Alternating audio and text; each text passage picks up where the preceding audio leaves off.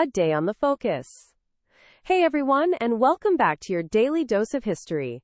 It's Anne here, and today is March 23rd. Buckle up, buttercups, because we've got a roller coaster of a day to explore. First off, let's go way back to 1400. The Trần dynasty in Vietnam, after a pretty impressive 175-year run, gets the boot. Talk about a job performance review gone wrong.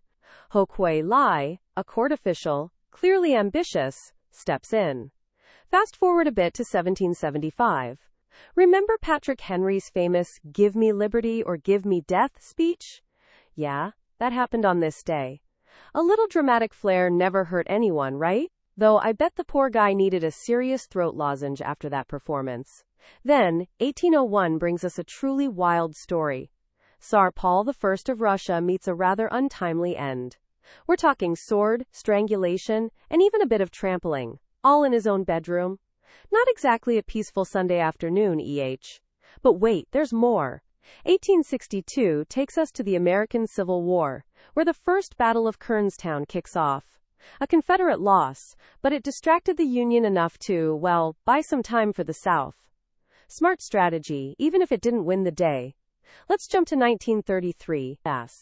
Adolf Hitler becomes dictator of Germany. The Enabling Act passes, effectively handing him absolute power.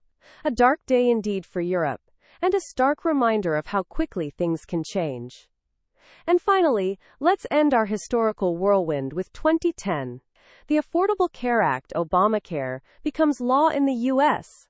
Whether you love it or hate it, it's definitely one of the most significant pieces of legislation of recent times. So there you have it, folks, a tiny peek at the craziness that's happened on March 23rd throughout history. From royal assassinations to revolutionary speeches, and the rise of dictators to landmark legislation. It's been a day of monumental shifts. Now, for a little creative spin, imagine this: Patrick Henry, after his fiery speech, finds himself unexpectedly transported through time, landing right in the middle of Tsar Paul I's chaotic demise. He's initially stunned, then, ever the orator, tries to calm the situation down with a rousing speech about the importance of peaceful transitions of power. Of course, nobody understands him, and the situation only gets weirder, with Henry accidentally tripping over a discarded sword and starting a small, albeit hilarious, scuffle in the middle of the royal bedroom chaos.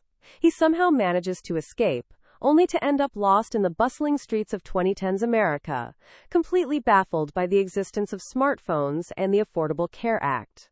The ensuing comedy of errors and attempts at explaining the complexities of 18th century politics in a modern setting.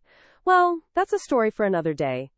But I hope it added a dash of fun to your historical review. Until tomorrow.